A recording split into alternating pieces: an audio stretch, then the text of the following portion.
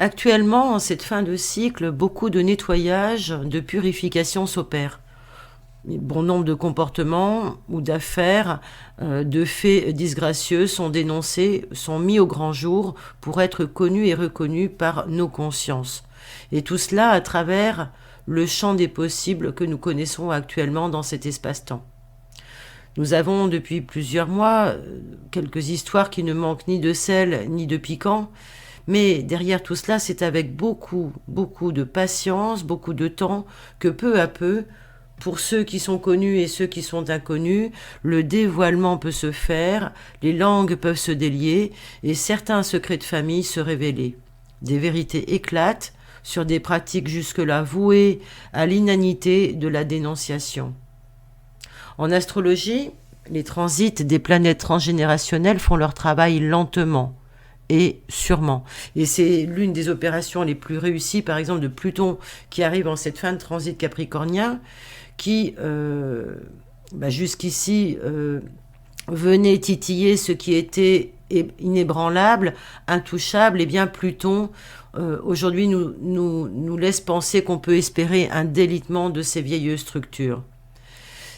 Cela est pour tout à chacun le temps de régénérer justement ce qui a été trop longtemps établi, tous ces édifices inébranlables de nos constructions humaines, qu'elles soient psychologiques, qu'elles soient sociales, matérielles, politiques, tout ce qui est basé sur nos peurs, de manière à permettre cette transformation de fin de cycle. Ainsi, les histoires que nous allons évoquer ici en toute discrétion et les allusions que nous pourrons faire trouveront bien des échos. Et je l'espère que cette réflexion ouvrira la porte à un approfondissement de notre vision humaine, de concevoir ce que Jung appelait le réengendrement, le fait de se prolonger, de se procréer. Très souvent, lorsque le caillou est devenu un immense rocher, on s'imagine que la terre dessous lui ne tremblera plus jamais. Tant la force et la puissance qui l'anime et l'impose magistralement au devant peut-être d'une forêt qu'il cacherait, et ainsi ce monument historique peut rester durant une période plus ou moins longue sur le plan humain et rester à interférer, énergétiquement sur plusieurs générations. Cet élément au départ incontournable, inébranlable, peut demeurer jusqu'au jour où d'autres forces en action vont tout remettre en question. C'est un peu l'histoire que nous conte Uranus transitant sur un certain type d'ascendant, un ascendant taureau par exemple. Ici, bien sûr, il s'agit de voir quelques personnages célèbres, publics, imposants, totalement érigés comme monuments historiques, dans un entre-soi social et professionnel, appartenant bien sûr à sa classe sociale et aussi possédant tout le jeu de sa trame familiale. Alors pour commencer cet exposé, je pourrais vous rappeler à chacun, chacune, que les symboles astrologiques viennent nous enseigner sur ce qui existe déjà, sur ce qui a toujours existé et sur ce qui vraisemblablement existera après nous. Et cela, quelles que soient les variantes d'incarnation, quelles que soient les différentes époques, les milieux sociaux, les conditions de vie. En fait, l'âme dévoilée par l'astrologie n'a de cesse que de pousser à ce que l'homme contribue à sa part personnelle, à sa part collective, dans le karma individuel et dans le karma collectif familial. Elle ramènera toujours l'individu à assumer un rôle au sein du destin familial. Alors oui, aujourd'hui, nous avons un peu plus de moyens pour appréhender ce monde invisible dans nos différents corps, par exemple, nos corps subtils, nos corps physiques, puis dans notre psyché. Mais nous sommes bien sûr, vous l'avez compris, qu'au balbutiement de toutes ces connaissances qui sont à relier ensemble. Alors, mes exercices s'amusent à les relier, justement, et quelles que soient ces connaissances, qu'elles soient sommaires, qu'elles soient un peu plus approfondies, qu'elles soient psychologiques, spirituelles, psychogénéalogiques, astrologiques, anthropologiques, que sais-je.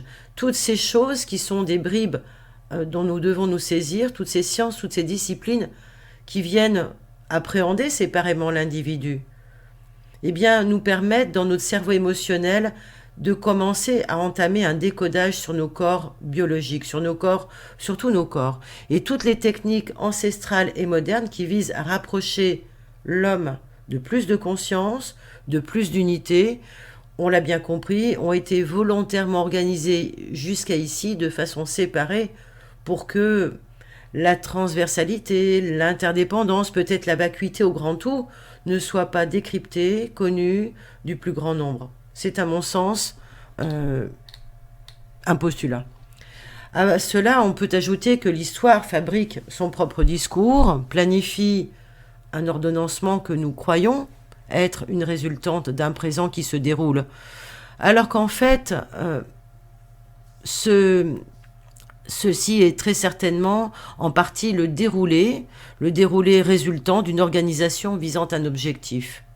Ainsi, concernant peut-être nos propres fonctionnements, on peut s'apercevoir que nous sommes tous sur un chemin de découverte de soi, tentant de nous approprier plus de sens, plus de conscience et de faire le lien sur notre véritable nature, dans cette culture, dans notre dimension spirituelle. Dans le langage universel humain, des lois se sont établies naturellement pour que chacun puisse s'expandre dans ses groupes et former une société. Cependant, nous sommes loin, chacun, de connaître les rouages des lois qui nous gouvernent, notamment sur le plan psychogénéalogique, sur le plan psychique. Et l'astrologie, avec la lecture des symboles, avec la lecture des énergies astrales, va nous donner des variants universels de tous les symboles qui la composent. Et celle telle que je la pratique peut nous aider à comprendre ces fonctionnements ou dysfonctionnements du genre humain. Dans cet exposé, ce qui nous intéressera, ce sera peut-être de comprendre aussi le côté sordide de l'histoire, de plusieurs histoires, afin de démystifier les mécanismes qui sont inhérents à ces funestes affaires. Funeste affaire, funeste passion, c'est un terme qui aurait été employé avant la Révolution française, retenez-le, pour parler d'un certain genre de scandale. Alors, dans n'importe quel contexte familial, social, professionnel, il y a plein de choses que nous n'aurions peut-être pas su. Il aura fallu du temps, il en faudra encore, pour que l'absolue puissance d'un seul secret, d'un seul tabou, inhérent peut-être à un pouvoir en place qui nous contrôle, qui nous gouverne, pour que cela, cette absolue puissance, soit remise en cause. Derrière toute cette mascarade, nous nous confrontons en fait à une charge de pouvoir, un pouvoir en place qui est ancestralement présent et qui appartient à une forme de pouvoir patriarcal. Au cours des siècles précédents et jusqu'à cette époque, les pouvoirs absolus se sont arrogés la toute-puissance des individus, peut-être des individus sur un autre, par l'usage du genre, par l'usage de la sexualité, du pouvoir, de l'argent. Et tout cela a été supporté par les pairs, notamment en rapport avec des conflits individuels d'intérêts. Mais si vous le voulez bien, allons au-delà du miroir pour comprendre et prendre connaissance peut-être d'une grande partie de la racine du mal. De nos jours, au sein d'une classe sociale, et ce, quel que soit le niveau, on s'aperçoit que ce qui est obscur n'a pas de préjugés, ni de préférence sociale d'ailleurs. L'atavisme est le même partout, ce qui est à la fois rassurant, mais aussi universellement un sujet de responsabilité sociale, collective et individuelle. Mais nous sommes loin, et le plus souvent volontairement éloignés d'une jurisprudence qui, par exemple, reprendrait des lois naturelles et les transposerait dans leur intelligence pour réguler les rapports sociaux. Prenons l'exemple d'une entreprise. Tout le monde sait ou commence à comprendre que ce que l'on reproduit énergétiquement dans une entreprise. Celle-ci, dans ses rouages, peut être une fidèle représentation de notre rapport et de notre place dans notre construction familiale. Et notre comportement professionnel, émotionnel, va être symboliquement révélateur peut-être de certains signes éducationnels inconscients dont nous sommes porteurs. Notre façon de réagir face à l'autorité, notamment, et à la responsabilité, sont en cause. Mais ce que j'aimerais souligner ici, ce sont les différentes notions qui vont suivre.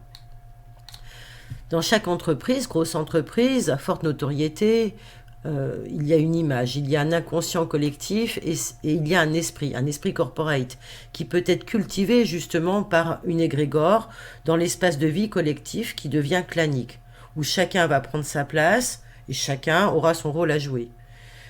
C'est peut-être le côté général, et dans l'affaire funeste décrite dans ces lignes qui arrivent, et prises pour exemple, nous sommes en présence d'une énergie dogmatique, d'un inconscient collectif placé sous la chapelle d'une lune en Sagittaire.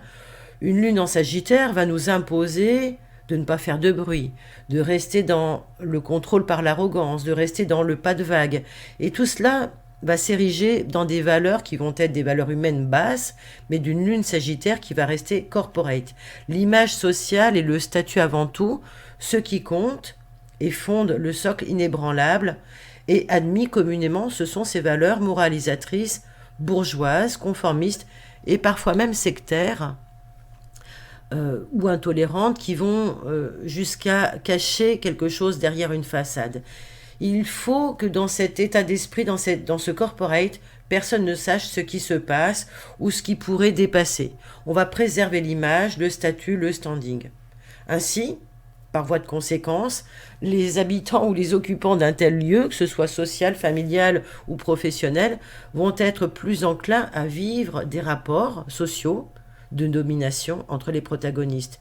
Et donc il y aura un maintien du tabou lorsque celui-ci va s'exercer, lorsque un interdit va être transgressé. Rappelons quand même la définition du tabou. Le tabou a une double définition. C'est d'une part quelque chose qui est interdit, donc on parle d'interdit transgressé socialement dans les rapports sociaux, et c'est aussi sur un second plan quelque chose qui est tabou, dont on ne peut parler. Alors, les études remises par les anthropologues sur le sujet de tous ces interdits transgressés sont totalement révélatrices de ce qui se passe actuellement en termes de conséquences dans notre époque où, depuis plusieurs décennies, on voit la permissivité, on voit la libéralisation des mœurs par les modes, par les autorisations légales qui ont autorisé toutes ces confusions de genre, toutes ces conjonctions illicites et qui ont ainsi cultivé une sorte de dépravation de nos sociétés dites civilisées. Dans ce qui est transgressé, ce sont des interdits relationnels. Ces interdits relationnels évoquent des violences telles que des abus sexuels et nous allons essayer de poser peut-être un contexte. Pour cela, nous allons revenir à certains mécanismes ontologiques qui régissent justement les relations sociales et sexuelles. Il est admis de façon universelle pour l'être humain que le lien sexuel ne peut avoir lieu, c'est ce qu'ont démontré les anthropologues, avec sa parenté, avec ses proches, et par extension envers sa progéniture. C'est ce que donc les anthropologues ont eu à recenser dans toutes les organisations sociales et culturelles étudiées. Et c'est ainsi uniquement au niveau de l'homme que l'interdit est transgressé, pas chez les animaux. Lorsque l'acte sexuel s'exprime sous l'angle du non-consentement mutuel et éclairé, il correspond la plupart du temps à un acte dominateur, qui lui va découler d'un mécanisme qui est induit de la part du protagoniste dominant. Celui-ci est en fait enfermé dans ce qu'on appellerait une pratique existentielle personnelle de toute puissance qui va venir se jouer et s'extérioriser dans un canal d'expression sexuelle.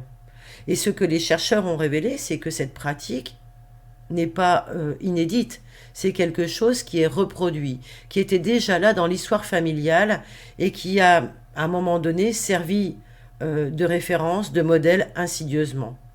Lorsqu'il était enfant, le protagoniste a pu être témoin visuel, auditif ou même par les mémoires qu'il porte, a pu être témoin aux victimes et il a dû taire car les tentatives peut-être d'explication, de dénonciation de ce qu'il avait vu qui était pour lui incompréhensible n'ont pas pu être entendues, n'ont pas pu être comprises parce que l'environnement était déjà touché. Et que cet environnement n'a pu accueillir, la porte était déjà refermée avec le mouchoir par-dessus. Et ainsi font les marionnettes, ainsi de suite et ainsi de suite. Ensuite, cet enfant grandit, il peut être à son tour victime de sa filiation et de sa loyauté familiale avec tout ce qu'elle peut comporter de fidélité, de solidarité et de répétitivité dans l'enfermement. Dans l'interprétation divergente du code pénal que nous avons progressivement induit, une démarche sexuelle transgressée, qui n'était pas condamnable, uniquement si la relation n'était pas librement consentie entre deux personnes qui ont dépassé la majorité sexuelle, fixée en France jusqu'en 2021, je crois, à 15 ans, mais qui a été rabaissée pendant la période de crise sanitaire, et auquel cas cela ne s'appellerait plus un viol. Alors on pourrait parler longuement de cette majorité sexuelle, vous commencez à comprendre le lien et où je veux en venir. Cependant, il faut juste retenir que c'est peut-être le point d'achoppement qui va permettre petit à petit aux législateurs de contourner et de banaliser tous les actes de perversion envers les plus vulnérables et envers les plus jeunes. Ainsi, et en effet, ce qui est condamnable aujourd'hui, sera retenu, ce ne sera que le viol. Cependant, le viol provient en grande partie de rapports sexuels entre personnes non consentantes, entre personnes avec un rapport dominant-dominé, où l'une exerce une domination sur l'autre. Et pour que quelqu'un exerce chez les hommes sexuellement un rapport de domination, il faut, comme je l'ai dit tout à l'heure, qu'il y ait eu dans la famille d'origine un vécu déjà de transgression, c'est-à-dire un rapport sexuel s'inscrivant dans une démarche incestuelle. C'est ce que les anthropologues ont démontré.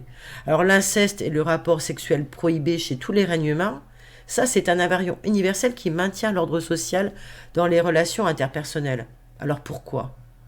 Eh bien tout simplement parce que si un père couche avec sa fille, si une mère couche avec son fils, cela induit un manque de respect envers l'autorité que représente la mère, envers la responsabilité que représente le père. Et là, les rôles pour les enfants qui sont en cours d'éducation s'inversent insidieusement. Et de cette fusion, de ce mélange, la confusion naît. Et cela se joue donc au niveau filial, et c'est aussi au niveau de l'alliance que nous devons comprendre qu'il y a eu de la permissivité. Alors, les choses peuvent dégénérer à ce niveau-là aussi, au niveau de l'alliance, et c'est Claude Lévi-Strauss, anthropologue donc en 1949, qui explique dans son livre « Les structures élémentaires de la parenté », il affirme que la prohibition de l'inceste est un invariant anthropologique et que c'est même celui qui marque le passage de la nature à la culture, de l'animal à l'homme, de l'instinct à la domestication. Mais il explique aussi que les règles qui régissent ces relations sexuelles sont des règles d'alliance. Il étend donc ce goulet d'étranglement et fait que, en fait, on ne peut pas se marier avec son fils ou avec sa fille.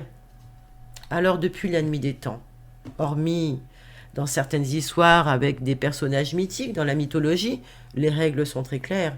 Le groupe social de la famille ne peut rester dans l'entre-soi, ne peut procréer dans l'entre-soi, entre proches, entre consanguins, sinon la société n'est pas étendue et la société du clan familial ne peut pas se construire, telle que il faut que la famille sorte à l'extérieur pour composer une autre famille, sinon la société n'existe pas. Et si par malheur, dans une lignée, on retrouve ce type de rapport consanguin, que ce soit dans un rapport mondain ou pas, ce sont ni plus ni moins que des mémoires incestuelles qui s'inscrivent pour les descendants, comme des mécanismes et qui deviennent des comportements aberrants. Et lorsqu'à un niveau familial il s'installe, eh bien c'est toute la lignée qui va être touchée par ce tabou et qui va, au fil du temps, en répéter la pratique et l'adapter aux règles consensuelles de son époque. Alors d'un côté, elle va souffrir du secret de famille, du tabou, et de l'autre, du fait que ce soit un interdit régi par des règles morales, des règles religieuses, des règles juridiques. Voilà, donc maintenant, j'ai envie de vous dire quoi de mieux qu'une pleine lune en Sagittaire pour vous parler de tout cela. La pleine lune en Sagittaire va venir bouleverser toutes ces règles, toutes ces choses qui doivent être tues, tous ces quand dira-t-on, toutes ces peurs, tous ces tabous. Eh bien, cette pleine lune en Sagittaire permet un dévoilement, et cela, je l'espère, dans tout ce que je vous expose, un dévoilement respectueux de l'ensemble et des parties. Cette pleine lune en Sagittaire nous montre une ombre qui est révélée. Elle invite en partie à percevoir tous les contours des débordements que nous avions peut-être voulu cacher aux autres ou que nous avions voulu nous cacher par évitement, qu'on peut comprendre. Dans cette énergie jupitérienne, toutes les personnes contactées ne voient pas l'arbre qui cache leur forêt, ou se cache la leur peut-être et qu'ils tentent encore de la cacher aux autres. C'est l'énergie qui est cachée donc dans cette énergie jupitérienne. Et donc, en s'interdisant de sortir de ce contrôle, de tous ces clivages, la lune en Sagittaire va induire un maintien d'une seule et même vérité, d'un contrôle sur le discours, capable d'aller même jusqu'au déni. Et là, c'est là pour elle le plus grand danger parce qu'elle risque de dérailler, à vouloir s'imposer comme une réalité controuvée. Et parfois, dans certains destins, les âmes sont tellement et puissamment équipées à leur insu qu'elles viennent, dans des vies toutes particulières, traverser l'enfermement de leurs mensonges, et de leurs mensonges personnels, mais aussi du mensonge de leur famille, de leur arbre généalogique. Elles en ont fait une mission de vie, et ce, quels que soient les contextes d'apparence, de classe sociale. Elles peuvent revêtir parfois une toute autre apparence pour parvenir à réaliser leur part karmique. Et la seule chose pour elles est de sortir, pour toutes ces lunes sagittaires, ces pleines lunes sagittaires, c'est de sortir de leur tour d'ivoire et d'aller peut-être vers la communication et le dévoilement. En tous les cas, par rapport aux affaires qui sont en cours, je dirais que c'est le conseil éclairé que je donnerai aux protagonistes qui traversent actuellement une ombre de taille, une ombre familiale, mais aussi une ombre transgénérationnelle. Alors, dans le thème pris pour exemple du personnage en question, nous avons aussi, outre la lune en Sagittaire, un chiron dans le natal, un chiron qui est un indice spécifique du thème, qui vient nous dire ce qui est à guérir dans le thème. Et je vous lis le symbole sabian donné par la version Jean XII, parce que je trouve qu'il est intéressant. Il se situe, ce chiron, dans la maison 7, en Scorpion, donc un signe de transformation, de régénération, mais aussi de destruction et de sexualité. Et en maison 7, nous avons toute l'ombre qui vient se porter. Alors, la signification du degré symbolique nous parle d'un beau coq qui bat des ailes auprès de plusieurs poules en train de picorer, tandis qu'un archer tire sur un vol d'oiseaux. Alors, peut-on associer l'archer à la lune ? J'ai envie de vous dire oui. En tous les cas, la lune de Jupiter va donner toutes les couleurs de son énergie, c'est-à-dire une volonté de répondre à une étiquette sociale. On ne peut être inquiété lorsque l'on est à la tête d'un sommet, peut-être un sommet, on va dire, étatique, et un sommet capricornien. Ici, le milieu de ciel du thème est en Capricorne, donc on est déjà au sommet d'un clan, d'un groupe. C'est le pouvoir patriarcal dans toute sa puissance. Et puis pour toutes les femmes autour, l'organisation, et de profiter des bénéfices secondaires de cette toute-puissance installée. Ainsi, dans ce Sagittaire, l'entre-soi, il est cultivé en termes de classe, sociale, élitiste, et pour cet entre-soi, le seul objectif est de rester sur une autoroute et de ne plus jamais en sortir. Alors, bien sûr que quand il y a ce type d'enjeux qui viennent faire naître un tabou et qui va engendrer un déni, eh bien, il va y avoir encore plus une force qui va s'appuyer sur une lune en Sagittaire qui ne voudra pas de débordement, qui ne voudra pas de rumeurs, de vagues, et qui fera taire celle-ci par peur. Peur du qu'en dira-t-on, peur de qu'est-ce qu'on va penser. C'est un peu comme la reine d'Angleterre ou toutes les choses qui peuvent être du ressort du principe de l'omerta. Alors, dans un groupe, dans une entreprise, c'est comme dans le clan familial, on obéit à un consensus d'entre-soi, une logique de tabou, consciente, inconsciente, mais le plus souvent, on entretient un comportement de loi du silence. C'est ce qu'on appelle un comportement de silenciation. Et un homme, donc en l'occurrence avec une lune sagittaire, retiendra peut-être ou pourra aller chercher dans son lien maternel, dans son inconscient familial, que l'essentiel, et peut-être ce qu'il a appris à faire, c'est de reproduire socialement un rôle à tenir, un rôle représentatif. Il s'agit peut-être d'édifier un socle tel de reconnaissance sociale et de pouvoir, de valeur du groupe, que tout ce qu'on mettra sous le tapis, toute cette poussière, même s'il y en a beaucoup, eh bien, ça ne sera pas tellement important tant qu'on restera au-dessus du panier. Ça peut être une des logiques de sens qui a été jusque-là et qui a permis de tenir, en tous les cas, pendant toutes ces années, pendant toutes ces décennies, malgré toutes les choses qui ont pu être vécues. Alors, on est aussi dans un thème, dans ce thème tenu secret, on est dans une lune qui est dans un axe de maisons liées. Les maisons liées sont les maisons 8 et 9. Donc, l'individu en question va devoir vivre, par rapport à cette lune en Sagittaire, donc par rapport à tout ce qu'on vient de dire, une grosse crise émotionnelle, voire existentielle, qui va tout remettre en question, tout son paradigme et toute sa quête spirituelle aussi également.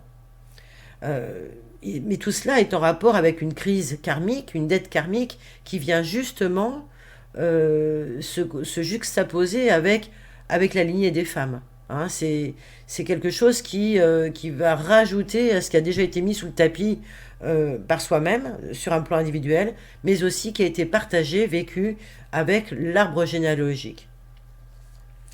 Alors dans le thème en question, on peut aussi s'intéresser à la conjonction de cette lune avec Jupiter et le nœud sud. Et là, on s'aperçoit que c'est toute la lignée, et dans sa famille, la lignée féminine, dans sa vivance, qui a pu souffrir de ne pas jouir des mêmes droits face au patriarcat. Elle a pu en souffrir de ne pas être protégée par une loi et de subir en fait. Donc c'est toute cette question de féminin meurtri qu'on est supposé retrouver dans des conditions de femmes de lignée qui ont entretenu aussi cette omerta, dans cette silenciation de toutes les démarches sexuelles qui allaient à leur encontre ou envers celles de leur progéniture. C'est tout un ensemble qui va se jouer là. Ce qui fait que pour les descendants, dans les constructions des individus, eh bien, il peut y en avoir qui récupèrent dans leur côté féminin, dans leur essence, une capacité à ignorer les besoins du féminin à l'intérieur d'eux. Ainsi, si c'est un homme, et là en l'occurrence c'est un homme, il ne peut se confronter à ce qui l'agite à l'intérieur, à ces lois incongrues, et ça va devoir s'extérioriser en dehors de lui.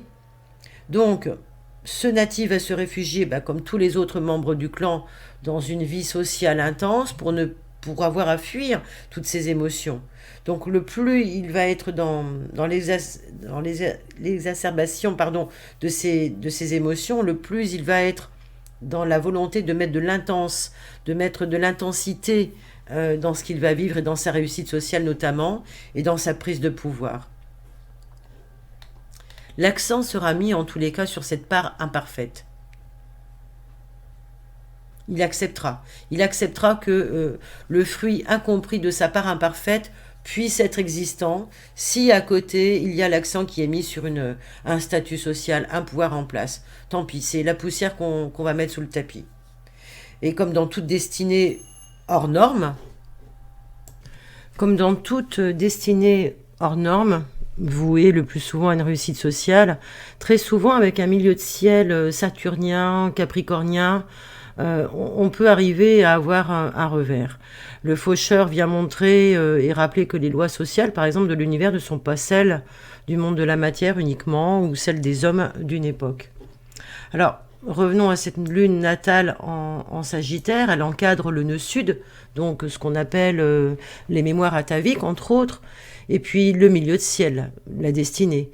Elle forme des aspects très, très éblouissants, avec des planètes dures qui sont en conjonction. Nous avons donc Pluton et Saturne dans la maison 5, cette maison qui parle des enfants, de la procréation, de la capacité à s'aimer, à avoir de l'estime pour soi, de la capacité aussi à se prolonger lorsque l'on procrée ou que l'on crée quelque chose. Et tout ça, c'est dans le signe du lion. Donc ces aspects éblouissants de la Lune eh bien, sont en rapport avec cette conjonction Pluton-Saturne. Alors une petite parenthèse quand même, parce que pour revenir à notre histoire de France, avant la Révolution, lorsque l'on apprenait un rapport sexuel incestueux, les juristes parlaient de conjonction illicite. Bon, c'était une parenthèse pour parler aussi des révolutions. Maintenant, ils vont vous dire que c'est en fonction de l'âge de l'adolescent. Fort heureusement, on a quand même, comme on l'a vu aussi, les contemporains de Lévi-Strauss qui ont remarqué que, en tant qu'anthropologue, dans la grande variété des autres espèces animales, d'aucun ne prend pour partenaire sexuel un être qui ne soit pas sexuellement mature. Voilà. Donc, pour qu'une mémoire incestuelle se transmette de génération en génération, il faut qu'il y ait, on l'a vu, un rapport de domination, une toute-puissance qui impressionne, qui fasse peur au point qu'on ne puisse pas en sortir de ce clivage-là, de peur, inconsciente aussi le plus souvent, de rompre l'équilibre social du groupe familial, jusqu'au jour où l'un d'entre eux, dans tout cet arbre familial, décide, dans son continuum de conscience, de faire émerger la partie cachée de l'iceberg. Alors le plus souvent, c'est inconscient. La mission de l'âme venue s'incarner dans une expérience telle est souvent désireuse de modifier quelque chose, de remettre de l'ordre dans les couches insondables, souterraines de tout l'émotionnel familial, mais aussi elle est venue pacifier, elle est venue faire fructifier les graines investies dans tout l'édifice moral. En somme, il faut que l'édifice qui a été construit jusque-là, s'il est retourné, serve à tous.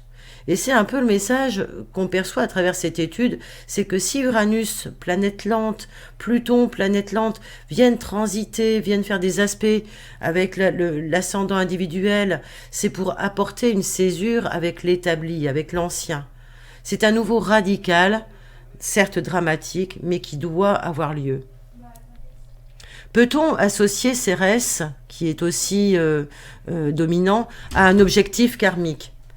Cérès est au lever du soleil dans le signe du Taureau. Elle indique une direction nouvelle à prendre au sens pratique, avec méthodologie, pudeur, sobriété, et ce dans un contexte féminin, maternel. La parole doit être donc donnée au féminin sacré.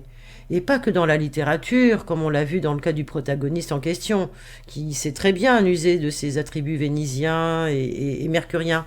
Donc, il a une Vénus en balance, je crois, et dans la reconnaissance simple de ce qui a souffert, il doit pouvoir communiquer ce féminin.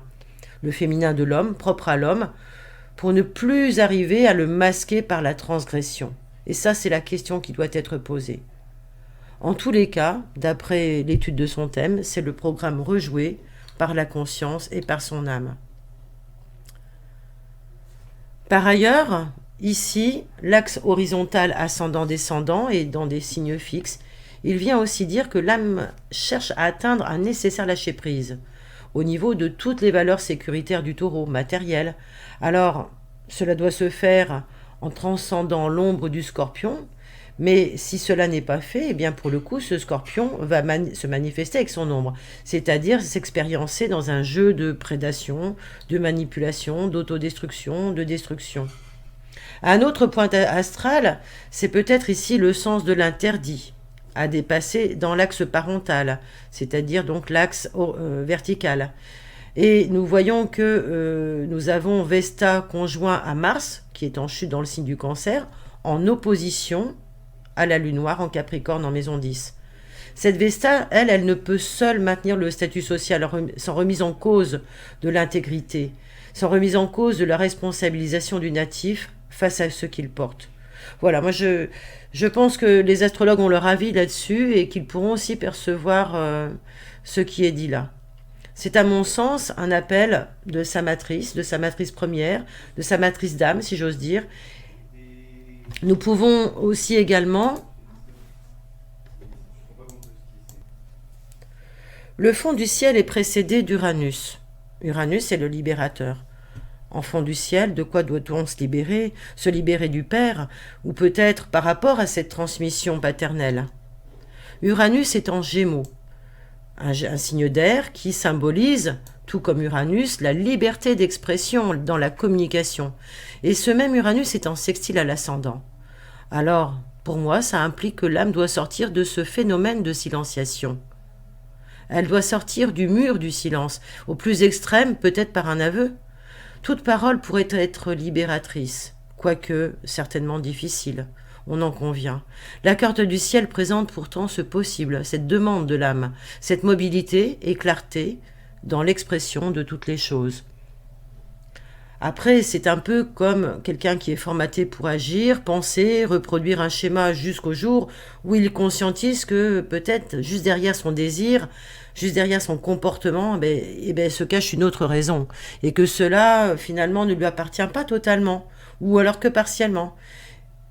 Prenons pour exemple, comme je dis souvent, le fils du maçon est maçon, le petit-fils peut-être vendeur de maisons individuelles et l'arrière-petit-fils peut-être musicien.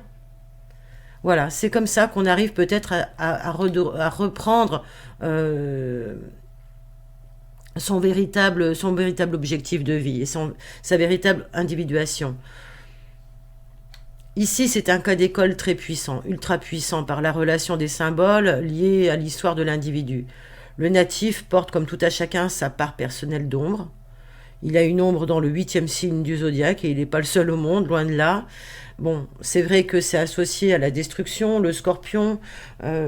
Ça peut donner beaucoup de violence, beaucoup de force aussi dans la puissance qui s'impose aux autres et à soi-même, et aussi dans la capacité à se transformer.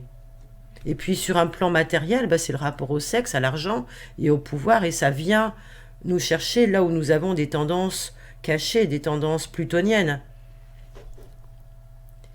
Il vient en fait apprendre à ne pas utiliser aussi les autres dans le sens où il sait qu'il peut dominer l'autre. Il peut dominer l'autre comme un objet sexuel, même si il vient avec ce connu-là de par ses mémoires karmiques personnelles, mais descendant maison 7, la mémoire qui vient avec soi quand on est en genre masculin, eh bien, que cette mémoire lui indique qu'il a le droit de supériorité sur le féminin, sur le sexe. Toutes ces informations-là doivent être transformées. Et dans ce thème, eh bien, ce sont les deux lignées qui sont confrontées à ce genre de mémoire. Pluton est en transit dans la maison de la destinée actuellement, de la carrière, et depuis longtemps, et encore pour quelques années. Donc ça va venir bousculer l'image publique. Et le passage prochain sur sa lune noire va certainement amener une transformation au niveau du statut social, amenant une sorte peut-être de privation. Ça va peut-être venir retirer les honneurs, tout ce qui jusque-là faisait qu'il y avait une étiquette, un édifice. À cela, on pourrait dire que la conjonction de Pluton de transit sur cette lune noire peut symboliser une déchéance morale, politique, professionnelle, une perte du pouvoir en somme. Alors certes, le natif est inquiété depuis le passage de Pluton sur ce milieu de ciel, donc depuis quelques années quand même, mais surtout depuis l'opposition certainement au Mars natal, qui lui se situe en maison 4. Ce Mars natal est le principal représentant de la maison de l'ombre personnelle. Et il nous dit d'une façon assez généraliste, pour une maison 7 en Scorpion, que le natif vient dans cette incarnation prendre conscience de tout cela, d'une angoisse peut-être sévissante en lame de fond, qui peut se traduire par une attraction pour des choses liées au pouvoir, par la sexualité, sur la mort, etc. Une façon bien particulière de transcender des pulsions, des mémoires destructives et destructrices.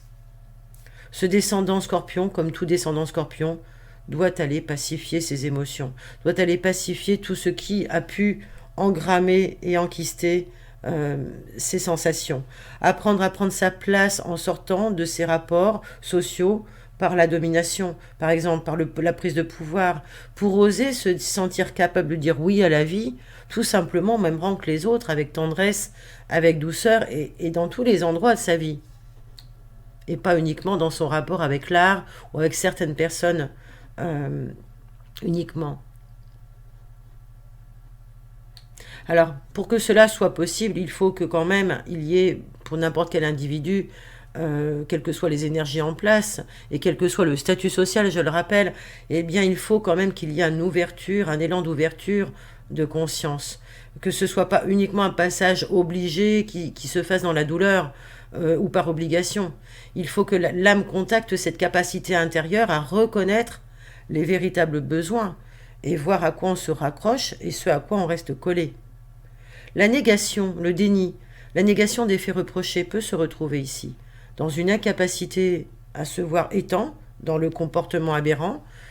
Ici, c'est l'exemplarité donnée par une personne empreinte de népotisme qui, vis-à-vis de tous les actes fallacieux qu'on lui reproche, aura, par mesure de sauvegarde, une position de déni, de rejet ou de toute puissance. Tout est permis, puisque tout a été permis d'autre part, pour les autres hommes avant soi. Il y a là la perception que les choses doivent et peuvent rester dans l'ombre secrète, que toute vérité n'est pas bonne à dire ou possible à dire. Ça, c'est le message qui a été retransmis.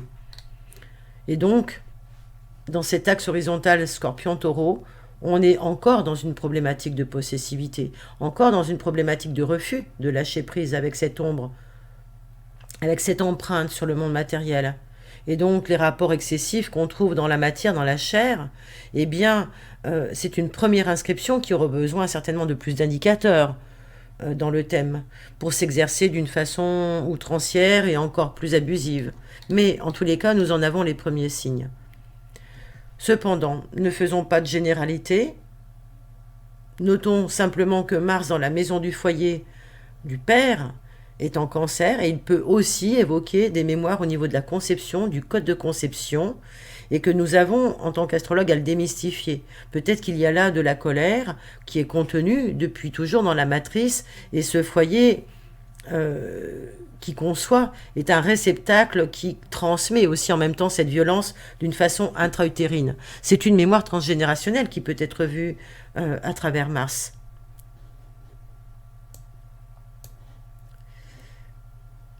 On peut dire aussi qu'avec le nœud nord en taureau, proche de l'ascendant, ce qui est dans la symbolique de la mère, ou ce qui a été vécu par le natif, par ce qu'il a perçu de sa mère dans le vécu matriciel, avec toutes les mémoires, c'est que celle-ci n'a peut-être pas pu lui donner totalement un sentiment de sécurité, et qui devait finalement... il fallait qu'il poursuive l'instinct de conservation et que pour le construire, il fallait qu'il reprenne ce qui avait été donné par les hommes et les coutumes des comportements hors normes habituels dans cet arbre familial. Et on peut dire aussi que l'accès au père n'est pas facilité et qu'il y a déjà dans cette ambiance de foyer quelque chose qui est propice à l'exercice du pouvoir par la domination. C'est une prévalence du masculin dans sa toute-puissance qu'on retrouve dans toutes les sociétés patriarcales. Et on le voit donc au niveau de ce qu'on appelle l'agressivité, aussi bien que de la volonté et du courage. Ce Mars en Cancer vient s'appuyer aussi sur la conjonction illicite qu'on a vue tout à l'heure, Saturne-Pluton, qui, rappelons-le, a quand même pour but, avec Pluton, de faire dissoudre l'ego, quitte à aller jusqu'à la destruction à travers nos zones d'ombre. Mais Pluton, rappelons-le, c'est une planète générationnelle. Et dans les années qui nous occupent, de 1939 à 1957, Pluton transitait le signe du Lion. Et pour toutes ces générations, eh bien, le travail a dû être fait ou était à faire sur l'ego. L'ego lié peut-être à la conquête du pouvoir, à l'orgueil, tous ces stéréotypes qui étaient liés à la toute-puissance des figures charismatiques, autoritaires, toutes les images représentatives du père transmises par des lignées qui sont dans la toute-puissance. Voilà. C'est un peu ce que vient nous dire ce Pluton en Lion dans cette remise en question.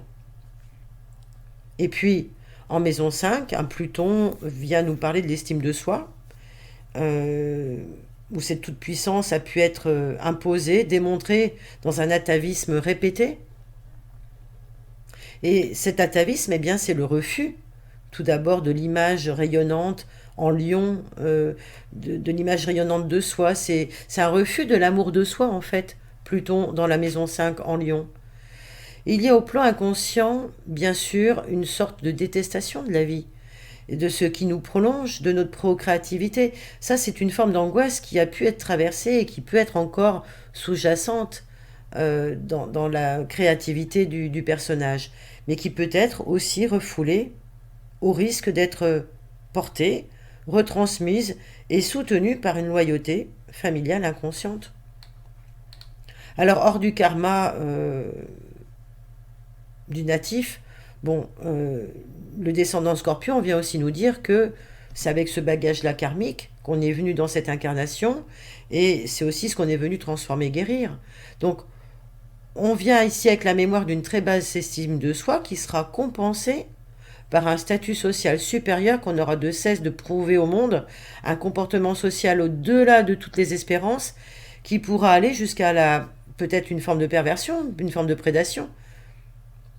Pluton, Saturne en maison 5, ça peut aussi supposer que ça se passe mal quand on s'aime, ou quand on nous aime, ou qu'on n'a pas le droit d'être aimé, ou de s'aimer, ou totalement, en tous les cas. Il y a des choses qui ne sont pas claires à ce niveau-là et qu'on peut rejouer pour se sentir détestable.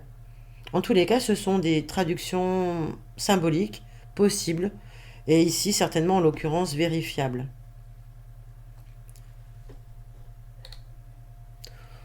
On peut associer aussi ces planètes dures à des mémoires de légionnaires, des mémoires de ce qu'on appelle de phallus durs, qui ne seront qu'en fait que l'instrument ambivalent qui servira à exercer la continuité de l'ombre, qui elle n'est ni plus ni moins que transgénérationnelle et karmique. Ça sera l'instrument de l'auto-sabotage et de la destruction. C'est pourquoi, bon, dans tout ça, un cheminement en développement personnel induirait de retourner ce Pluton, de retourner ce Saturne, en se servant très certainement d'une reformulation de la matrice, du foyer d'origine où Mars est en chute.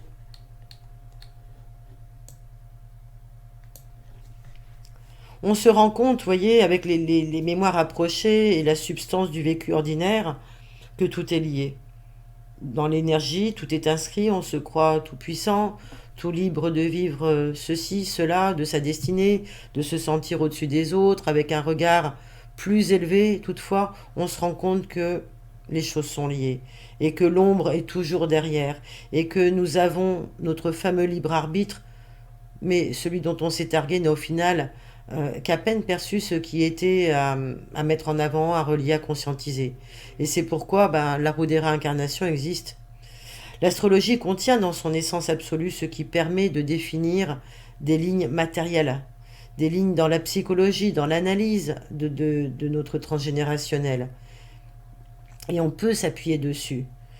Si à notre époque, toutes ces zones d'ombre, dans les dysfonctionnements personnels que nous avons, sociétaux, politiques, sont révélées, c'est justement pour qu'on les reconnaisse enfin. Ils ne sont pas l'apanage de quelques personnes aux mœurs dépravées. Et ces logiques inversées que nous subissons historiquement, nous l'avons vu, et pourquoi, visent à perpétuer le vice, à perpétuer des fonctionnements familiaux ou des fonctionnements relationnels basés sur des valeurs négatives qui vont nous entraîner sur un rejet de soi et donc qui vont semer le malheur sur cette terre. De plus, ces mémoires constituent des égrégores négatives.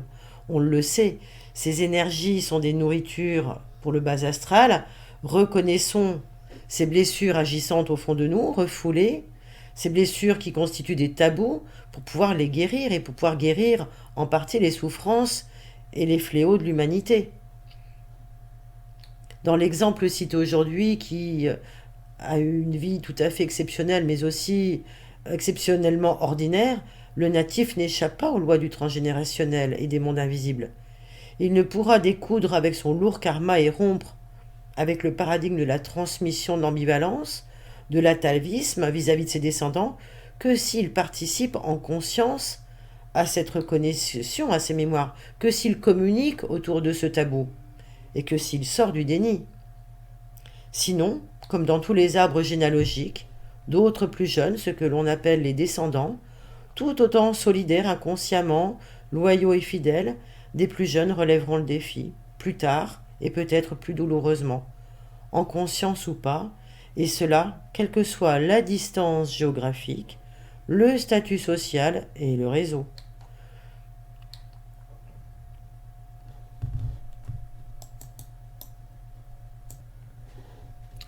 Nous pouvons aussi donner quelques mots sur le soleil qui est un soleil en signe de terre, dans le signe de la Vierge, mais qui est aspecté par le maître de cérémonie astrale, Uranus, gouverneur de la maison 11, donc qui concerne tout ce qui est politique, vie sociale, vie amicale, et aussi gouverneur de la part de fortune.